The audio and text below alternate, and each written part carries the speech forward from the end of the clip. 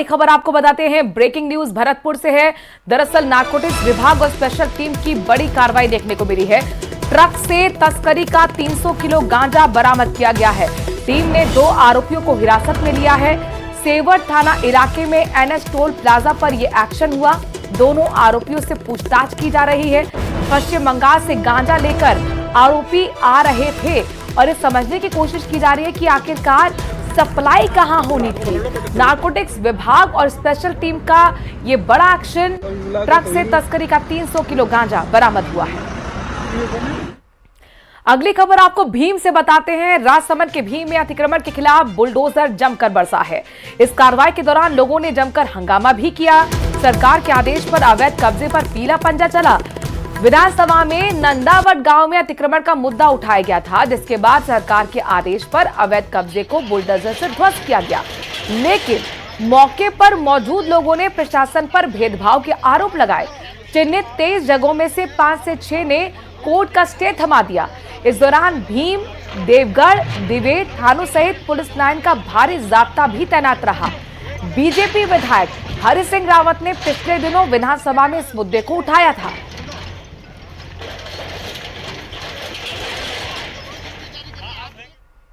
Breaking news है बीकानेर के खाजूवाला से। बड़ी खबर आपको बताते हैं, जहां पर खाजूवाला क्षेत्र में सड़कों पर ओवरलोड वाहन दौड़ते हुए नजर आ रहे हैं।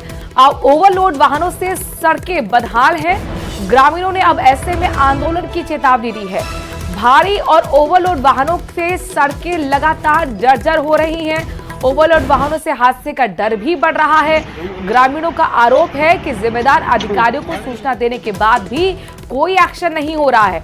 हालांकि 2 दिन पहले बीकानेर जिला कलेक्टर ने मीटिंग में ओवरलोड वाहनों पर कार्रवाई के निर्देश दिए थे, लेकिन 2 दिन बीत जाने के बावजूद भी परिवहन विभाग अभी तक एक्शन में नहीं आया, अलर्ट मोड में नहीं आया और उदासीनता की वजह से ही अब यहां पर ग्रामीण नाराज हैं और इतने नाराज कि आंदोलन की चेतावनी तक दे रहे हैं। सवाल है कि आखिर क्यों ओवरलोड जिप्सम से भरे वाहनों के खिलाफ एक्शन नहीं हो रहा।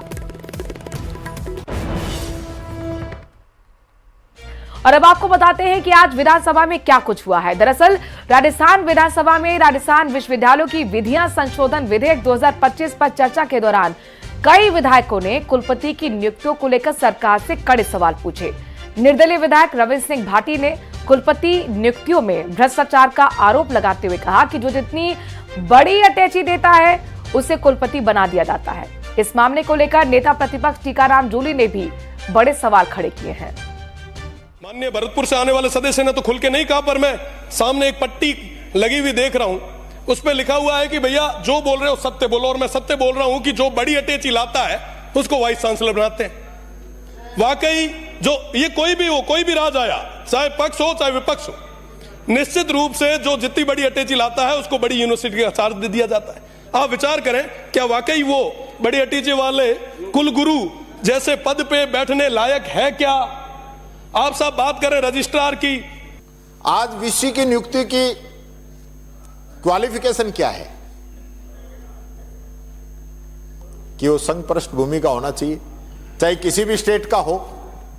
और ये इसी वजह से लगातार जो है प्रदेश से बाहर के वीसी बनाए जा रहे हैं। ये देखो, प्रदेश में 32 यूनिवर्सिटी हैं, जिसमें सिर्फ 4 ही राजस्थान के रहने वाले हैं, बाकी सब बाहर के हैं और यूपी उसमें फर्स्ट है। तो हमारे टाइम में अभी आपको पता है कहां से हो रही है?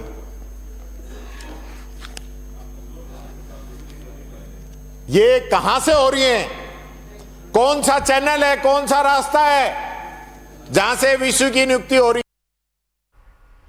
और कुलपतियों के बाद बात आप पुलिस कर्मियों की करते हैं। दरअसल जिन पुलिस कर्मियों से कानून व्यवस्था की पालना की उम्मीद रहती है, वही अगर पेपर लीक घोटाले में शामिल होने लगे तो चौंकी बात। वन रक्षक भर्ती परीक्षा 2022 पेपर लीक केस में पुलिस कर्मियों की मिली भगत सामने आई है। पेपर लीक के आरोपियों को एसओजी ने आज बांसवाड़ा कोर्ट में पेश किया। कोर्ट ने 2 आरोपियों को जेसी जबकि 5 को 4 दिन की पीसी में भेज दिया है।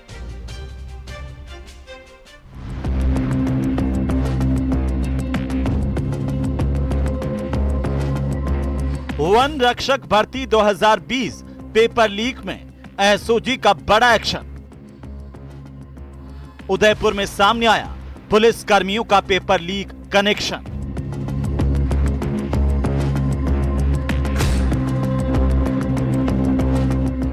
बांसवाड़ा कोर्ट में पेश किए ये वो आरोपी हैं जिन पर प्रतिभा से खिलवाड़ का आरोप है। जी हां, पेपर लीक कराने के बाद उसे सॉल्व कराने में उदयपुर पुलिस के इन 3 कांस्टेबलों ने अहम भूमिका निभाई थी। केस की जांच एजेंसी एसओजी ने इस मामले में एक अभ्यर्थी शारदा भील समेत इन 3 कांस्टेबलों को गिरफ्तार किया था। इनमें से एक कांस्टेबल डबोक थाने में तैनात है, जबकि 2 पुलिस लाइन में है। बांसवाड़ा में सकन खड़िया और उसके साथ में प्रवीण मालविया और एक और लड़का था, तो छगन पारगी, जो पहले गिरफ्तार हो चुके हैं।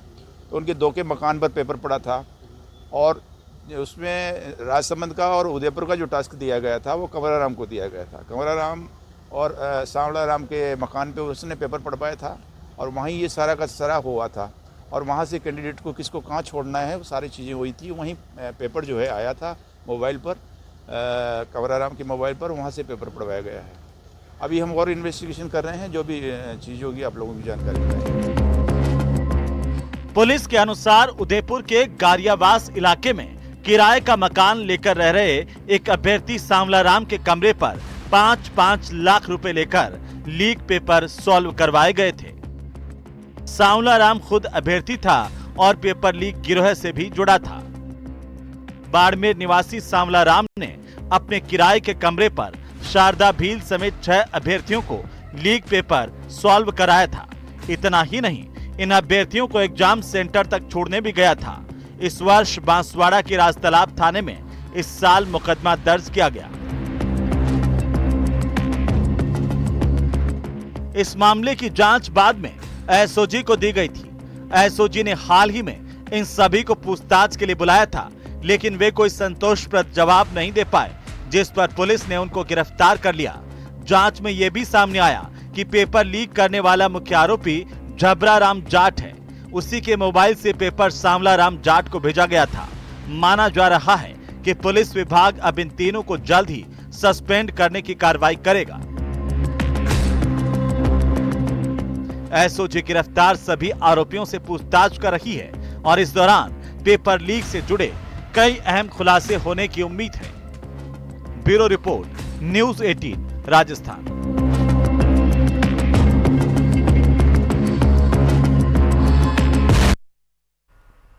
और अब आपको मारो राजस्थान में लिए चलते हैं अजमेर, जहां पर अवैध निर्माण को तोड़ने गई एडीए की टीम की झड़प हो गई। पंचशील स्थित प्लॉट के नजदीक निर्माण को लेकर विवाद हुआ, जिसके बाद डॉक्टर कुलदीप शर्मा ने मारपीट का आरोप लगाया। दरअसल डॉक्टर कुलदीप शर्मा पर प्लॉट के पास अवैध निर्माण करने के आरोप है। नोटिस के बावजूद 2 महीने के भीतर अन्य प्लॉट पर निर्माण करने के आरोप लगे। अवैध निर्माण तोड़ने के दौरान डॉक्टर कुलदीप शर्मा से पुलिस की झड़प हो गई। मामले में डॉक्टर कुलदीप शर्मा को थाने लाया गया। निजी डॉक्टर भी किशनगंज थाने पहुंच गए, जिसके बाद एडीएम सिटी भी थाने पहुंचे और समझाइश का सिलसिला शुरू हुआ।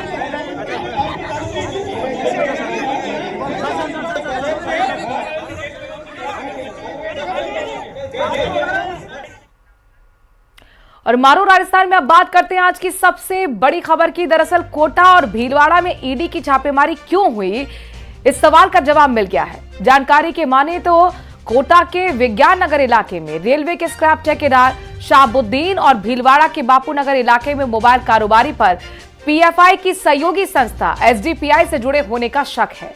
इस मामले में केंद्रीय जांच एजेंसी यानी ईडी ने सर्च ऑपरेशन की शुरुआत कर दी है।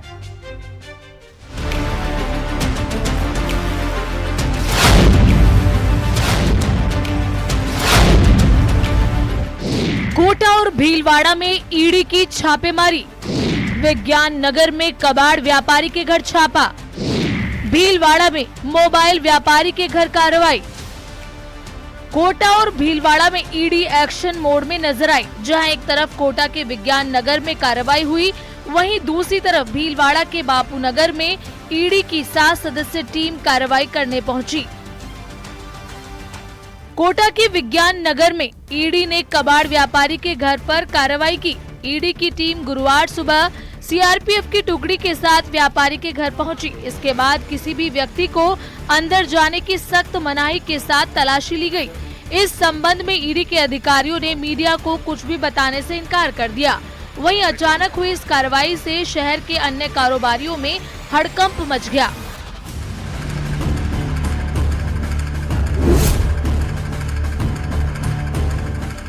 ऐसी ही कार्रवाई भीलवाड़ा में मोबाइल व्यापारी के बापू नगर स्थित मकान में हुई, जहां 7 सदस्यीय टीम सुरक्षा के साथ पहुंची। सुबह करीब 9 बजे ईडी की टीम मोबाइल व्यापारी गिरीश एलानी के मकान पर पहुंची, जहां सर्च ऑपरेशन चलाया गया। व्यापारी के घर और मोबाइल शॉप के बाहर कड़ी सुरक्षा के बीच सर्च किया गया।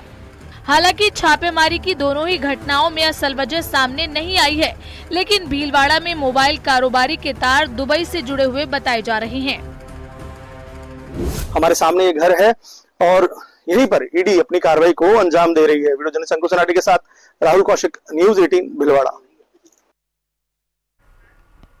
उधर भरतपुर नगर निगम ने आज कृष्णा नगर में अवैध अतिक्रमण पर एक्शन लिया है और करीब 1800 वर्ग गज जमीन पर बने भवन को पोकलेन और जेसीबी की मदद से ध्वस्त किया गया।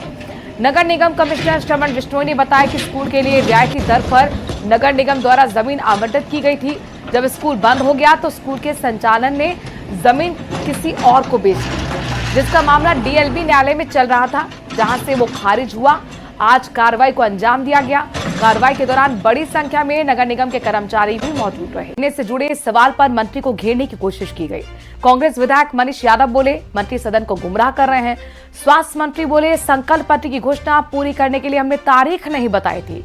अभी 3.5 साल का वक्त हमारे पास बाकी है।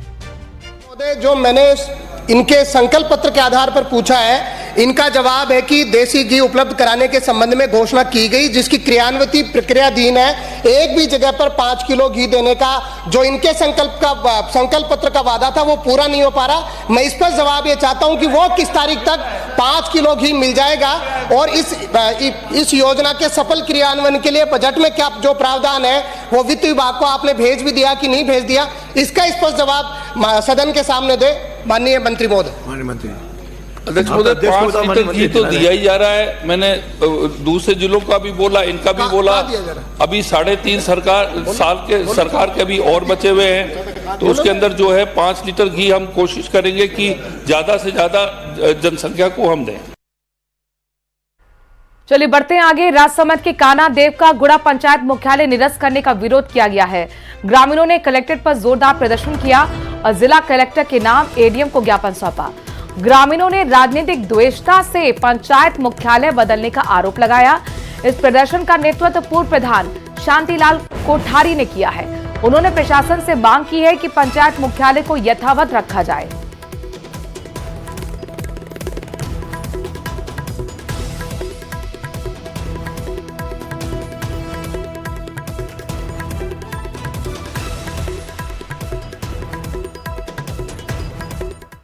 नगर निकाय और पंचायत पुनर्गठन को लेकर मंत्रिमंडल उप समिति की बैठक हुई। इस बैठक में 31 मई तक पुनर्गठन का काम पूरा करने की डेडलाइन तय की गई है।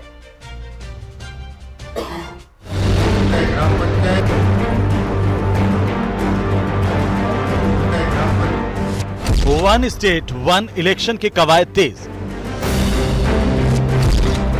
पंचायतों के पुनर्गठन की डेडलाइन तय। 31 मई तक काम पूरा करने की डेडलाइन। मंत्रिमंडलीय उप समिति की पहली बैठक।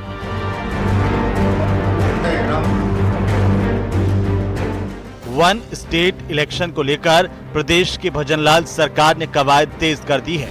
इसी कड़ी में विधानसभा में नगर निकाय और पंचायत पुनर्गठन पुनर्सीमांकन को लेकर मंत्रिमंडलीय उप समिति की अलग अलग 2 बैठकें हुई। ये बैठक नगर निकाय पुनर्गठन को लेकर यूडीएच मंत्री जाबर सिंह खर्रा की अध्यक्षता में उनके 212 नंबर कक्ष में हुई, तो वहीं दूसरी बैठक पंचायत राज मंत्री मदन दिलावर की अध्यक्षता में उनके कक्ष 130 नंबर में हुई। इन दोनों बैठकों में मंत्रिमंडलीय उप समिति के सदस्यों के साथ संबंधित अधिकारी भी मौजूद रहे। हमारे जो नगर निगम है, जहाँ कांग्रेस पार्टी ने, पिछली सरकार ने, क्योंकि इनके नगर निगमों में इनका बोर्ड आना नामुमकिन था, तो ये अपनी इज्जत बचाने के लिए कि एक बोर्ड तो इनका आ जाए, इस तरह का उन्होंने राजनीतिक फायदा लेने की कोशिश करी और जनता के हितों को ध्यान में नहीं रखा। पूरे निकाय के स्वरूप को ही उन्होंने बिगाड़ के रख दिया। अब हम निगमों को एक करेंगे और इसका ठीक से पुनर्सीमांकन करेंगे। इस बैठक में 31 मई तक पुनर्गठन का काम पूरा करने की डेडलाइन तय की गई। बैठक में आपत्तियां और सुझाव लेकर अलग अलग मंत्रियों को जिम्मेदारी दी गई है। सुरेश रावत को अजमेर और जोधपुर, संजय शर्मा को जयपुर और भरतपुर, गौतम दत्त उदयपुर और कोटा संभाग में लगातार बैठक करेंगे और जो भी आपत्तियां हैं उन पर उनसे चर्चा करेंगे।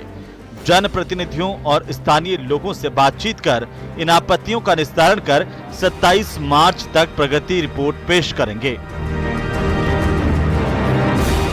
वहीं जाबर सिंह खर्रा ने कहा कि पुनर्गठन संपूर्ण काम 30 जून तक कंप्लीट हो जाएंगे, क्योंकि इसके बाद प्रदेश की सभी सीमाएं जनगणना को लेकर फ्रीज हो जाएंगी।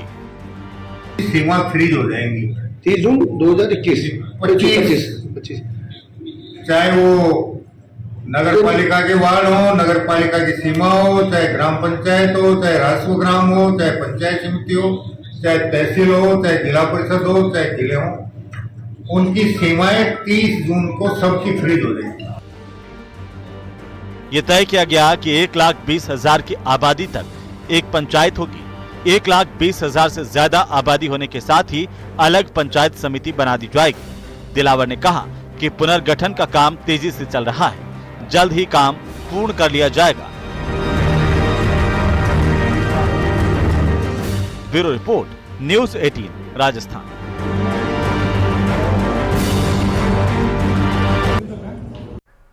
यानी कुल मिलाकर वन स्टेट वन इलेक्शन की तरफ सरकार ने अपनी कदम बढ़ा दी। और इसी के साथ एक छोटे से ब्रेक के लिए यहां पर रुक रहे हैं। ब्रेक के उस पर आपको दिखाएंगे 30 मिनट में राजस्थान की हर एक छोटी से बड़ी खबर फटाफट अंदाज में।